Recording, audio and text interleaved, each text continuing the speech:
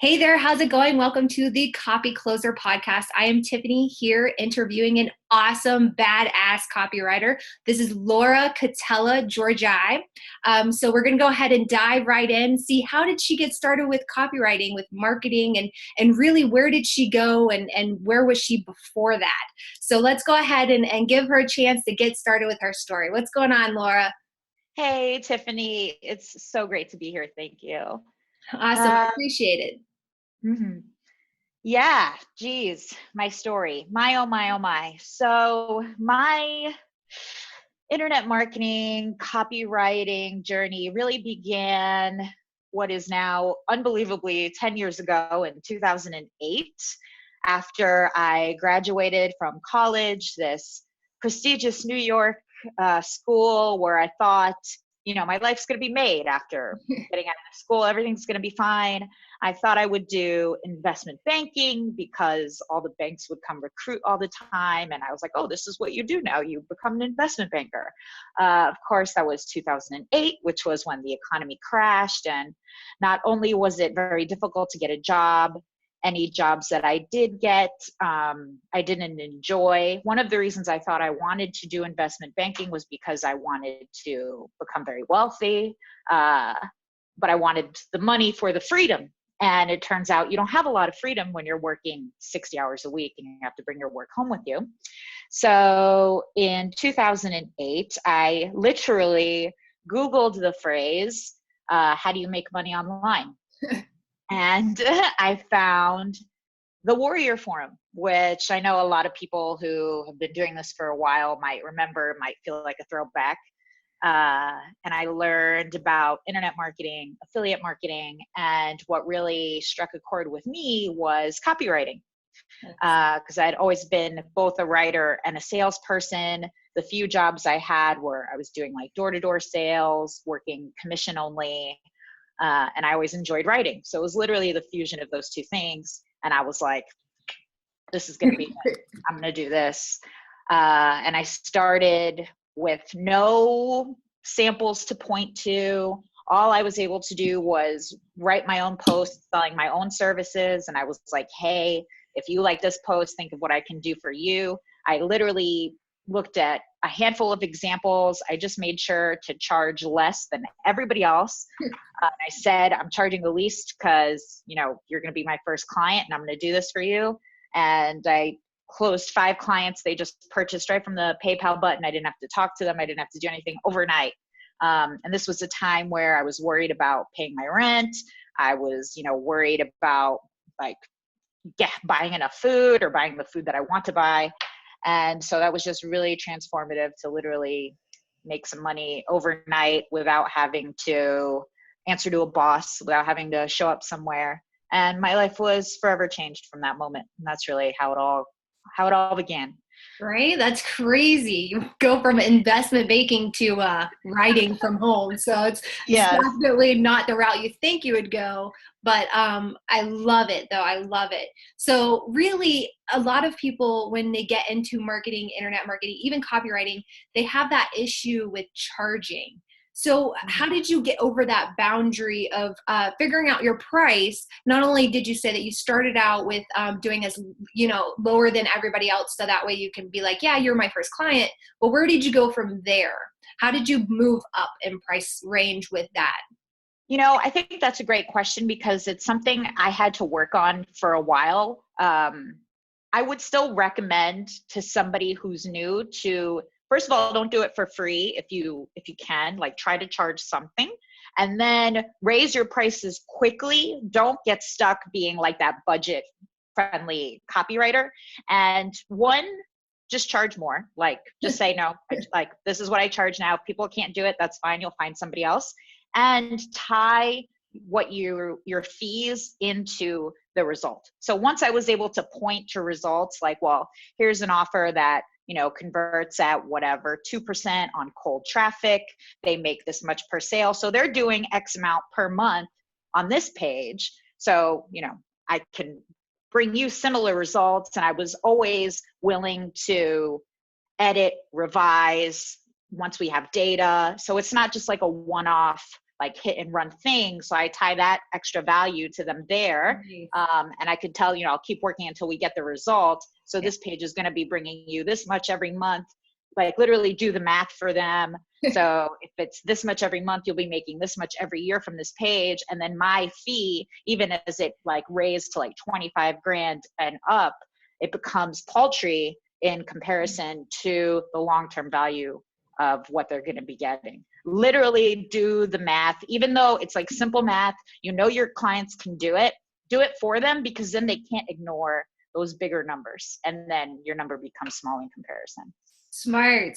As much as it could take out all of that equation and that complication, anything that makes them have a headache, you make it easier, you're closing that deal faster. I agree. That's great. So what were some of the biggest influences in your life that got you into that copywriting wholeheartedly? And what kind of helped you increase your skills, and where did you go from there? Right now, I would say my current influences are my daughter, because looking at her, I realized, oh my God, I have to be this incredible example to her. And that definitely forces me to level up. And it's like, be the person you pretend to be. So I truly have to like become that person. I have to remember to take care of myself so I can take better care of my family and better care of the business. Whereas before, it's easy to like, I wake up and then I'm in my pajamas and I'm starting work on stuff without giving myself the care. And then it all no one's getting 100% that way. Yeah. So she's forced me to realign properly, and then everybody gets so much more. So that's been really transformative. I really like following Sarah Blakely as somebody who encourages me to go for it and to be yourself and to be unapologetic about it. Embrace your quirkiness. And for copywriting, Stefan Georgi, who coincidentally is my husband, and also an incredible, prolific copywriter. He always like inspires me to think big, like go big, go bold in the copy. And just reading like a lot of having these people in the back of your head. It's really incredible because you could read your own copy and I could think, what would Stefan like tell me to change? And then I already know without having to ask him. So the more people you could kind of summon in your own head, I think is just going to make you a better copywriter without having to bug them to actually critique your work. I agree. That's a good one. Great. So like you noticed that you've already mentioned you have a husband that is a copywriter as well. So, and you already have kids, you have a family, you're building that. So really when it comes down to it, what is that big difference about having an entrepreneur couple? Because a lot of entrepreneurs strive to find that other person that can be in the business with them, but doesn't clash at the same time. So how did you find that? Honestly, I think we're very lucky to have found that, because I know it's not common for everyone. And I have read, and these things you always got to take with a grain of salt, but I've read that the divorce rate among entrepreneurs is even higher than the average 50%. I think it's something like 70%. So being in an entrepreneurial couple definitely works for us. We both love business. We both love marketing. We love growing. So we're able to talk about it at dinner on a date and neither of us gets annoyed. Whereas if you're the entrepreneur and you're with somebody who is just not, and like not everyone is supposed to be an entrepreneur, so it's okay, then you've got to, I think, respect them and be able to give the business a break. But if you're with somebody, if you're lucky enough to have found somebody who's also like totally into this stuff, then I say just go all in and enjoy each other. And he and I never worry too much about, oh, let's make sure we're not talking about business, because we both enjoy it. So why put that pressure on us to put it aside? Exactly. Exactly. Yeah. So then you don't have to like block half your life. You're not Yeah. sitting at the dinner table wondering, what do I talk about Yeah. next? Yeah, while you're thinking about, oh, I wonder how the offer is doing. We just ran out of Exactly. job, but I can't talk about it. Right. Right. There's all these people I really could be talking to, but I kind of have to talk to you, but I'm blocking half of it. So I don't know. So yeah, that's definitely a big one. And I've definitely noticed that there is not as many when I go to like masterminds and things like that, there's not as many women at these things. They don't go out as much to these events because they're mainly male dominated. So it already feels like you're going to be, the minority when you walk in. So it really, really is like a challenge already to push past that. It's very, very, I agree, lucky on our part to go ahead and find people that can coexist with us, not just, grow with us and stuff like that as well. But that's a really, really good one. So really when it comes down to it, what are some tactics, some, strategies, methods that you've noticed that work, but a lot of people either ignore them or they just kind of, don't use them. They don't know about them maybe, something along those lines. What would you say? You know, and I've been thinking a lot about this for obviously to just try to stay current and ahead of what's happening. And I think for one, and this is probably something that's been brought up a fair amount, is compliance, right? And creating offers with particularly Facebook compliance in mind, because when you're able to run offers on Facebook, I mean, anything good that happened to me last year happened because I had an offer compliantly running on Facebook.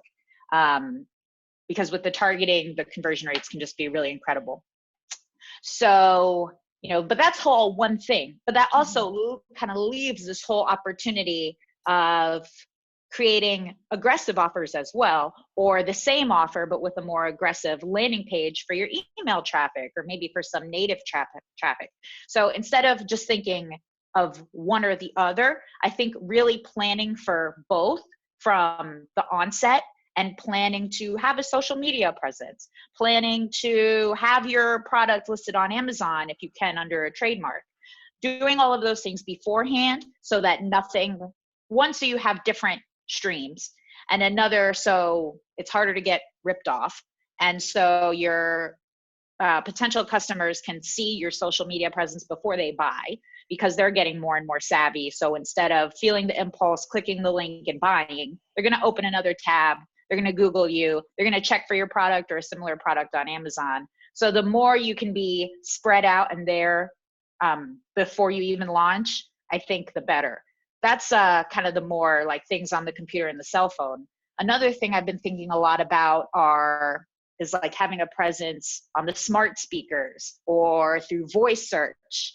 If your content or your copy or your landing page or whatever is friendly to like a voice query, then you're going to come up there, and that's really, really neat.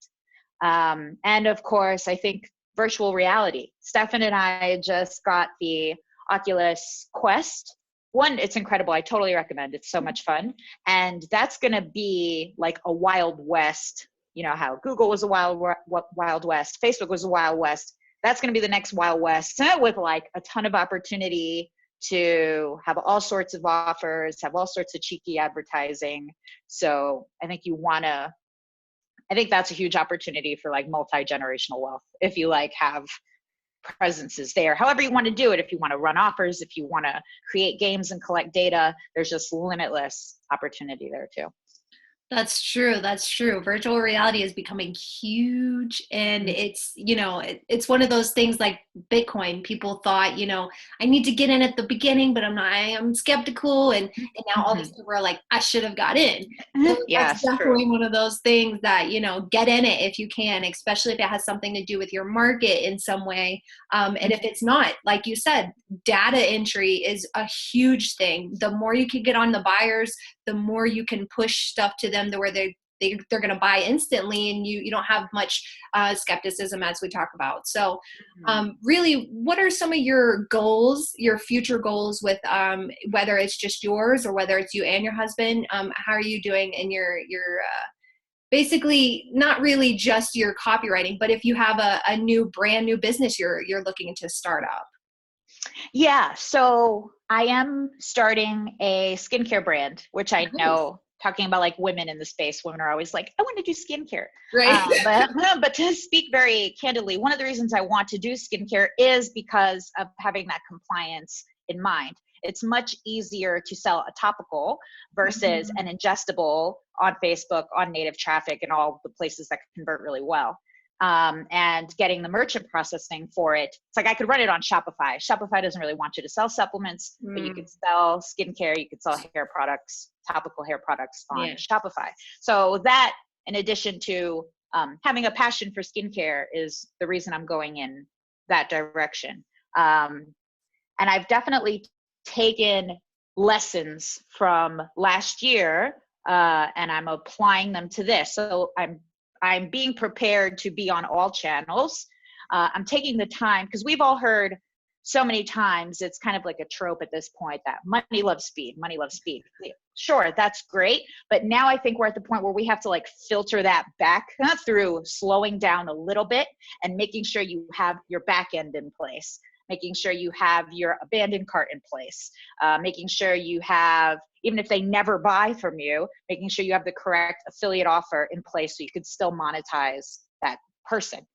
So I'm doing all of those things. I'm making sure my product is beautiful, it's vegan, it's cruelty free, it's chock full of the active ingredients. I'm really able to differentiate from a lot of drugstore, even luxury items, by just making these things so potent, because that's the way you really see the effects on your skin. So I'm taking the time to do all of that. And I'd like to believe that all of this planning is also going to help me create a sellable brand instead of just like a one-off offer, which is great. And there's a time and place for that. There's nothing wrong with it. Yeah. But having been there and having done that, I feel like this is the next evolution for me as a businesswoman. Stefan is incredibly proud, and he's gotten to kind of see the sneak peeks of everything that's happening. My plan is to launch this in early July. So very soon. We're nearly there. And he's like, I'm just going to take like 10 to 15% of the credit for everything you're doing. I'm like, what? But that's how I know it's good, so since he's trying to weasel in. So we're always able to talk, back to the relationship thing very quickly. We're always able to talk very candidly about, that's a good idea, that's less of a good idea. And I think that helps us too. And even if we sometimes, it's rare, but if we sometimes butt heads, we're both, experienced enough to kind of get past it and understand that ultimately we want the best for each other. And sometimes it's an ego check that we all need to have here and there. Yeah, I completely agree. And I've been there, that whole like, you guys sit down and have an important conversation. Look, we will never argue unless we've eaten. And that's one of those things that will really, really could set someone off. If you haven't eaten all day because you've literally been at your computer all day and you've forgotten to eat, don't talk to anybody until you eat something. Oh my God, it's so true. Right? And sleep too. Yes. Exactly. It's a big one. Yeah. So another one what you brought up is a great one, constructive criticism. A lot of times people can't even take this from a friend, a family member, let alone taking it from their clients.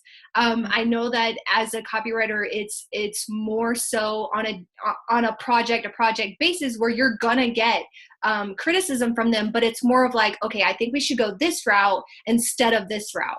Not more of a, you're wrong, you're doing this completely ugly, I don't like this. Like, that's not what you're gonna get. Most of the time you get someone that's very, very helpful and will at least guide you in the right direction. If you get someone that's bashing you, I tend to say that that's not a great client to have. They may not be someone you should work with continuously. So what helps you to kind of get over that whole, like you said, ego thing of taking in constructive criticism? I think first, as a copywriter, you should kind of assess where you're at. So if you understand, like, I'm a young copywriter, or maybe you're in a niche that you've never written in before, and your client brings you things, I feel like if you're going to call yourself a copywriter, you should kind of know in your heart if they're bringing something that's going to help or that you truly believe is going to make it worse. And then if you truly believe it's going to help, you'd be like, oh, that's a great suggestion. Let me implement that. And your client's going to love that.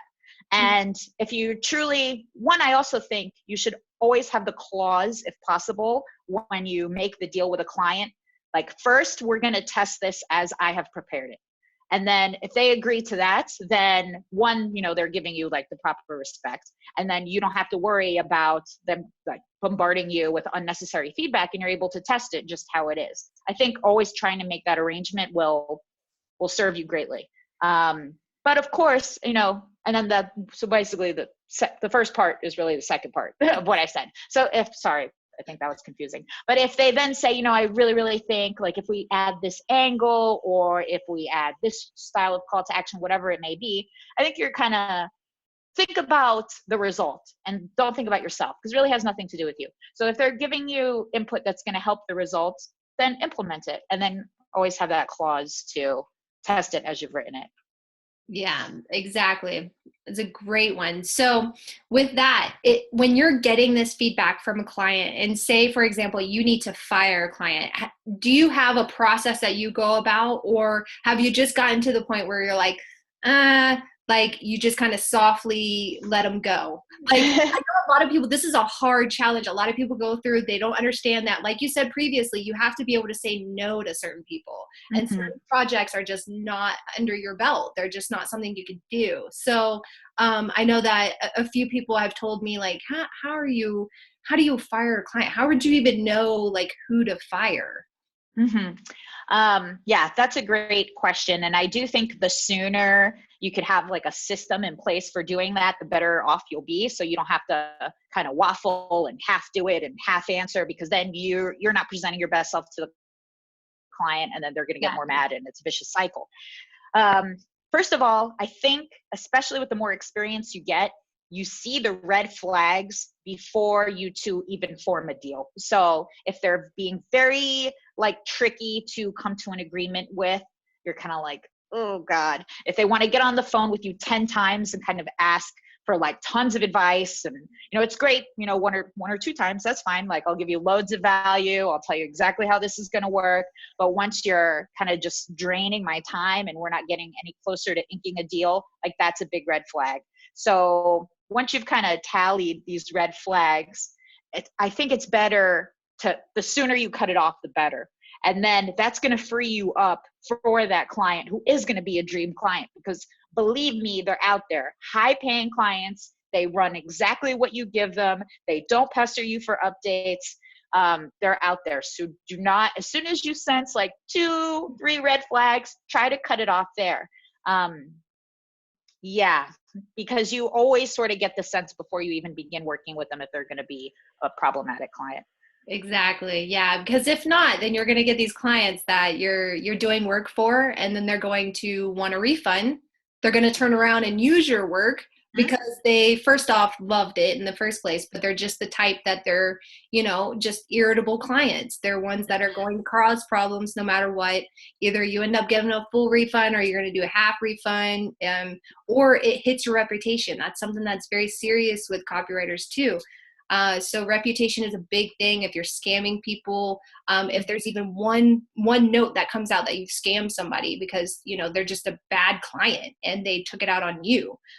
So you just got to, like she said, have a system in place. Make sure that you're doing this nicely. You're not just, F off. I don't want you as a client anymore. Yes. Because that's going to kill your reputation. You need that for referral bases and stuff like that as well. So yes. I loved this interview. We've had tons of value in it. So how can someone find you if they're reaching out, whether it's to your business to hire you, or maybe they just want to reach out on social media and connect? I think the best way would be to find me on Facebook. You could look me up at Laura Catella, Catella. And I should pop up with that, but you could add the George I too, Georgi. And you could also find me at lauracatella.com. Awesome. And guys, follow her for sure, because it's not just her posts that are going to give you content. She puts out videos. She's always traveling. There's family advice. There's everything. It's not just marketing and entrepreneurial. So thank you again for coming on. I appreciate it so much. Guys, thank you Thank for you, Tiffany. It has been a watching. real pleasure. Thank you. Thank you. And thank you for watching.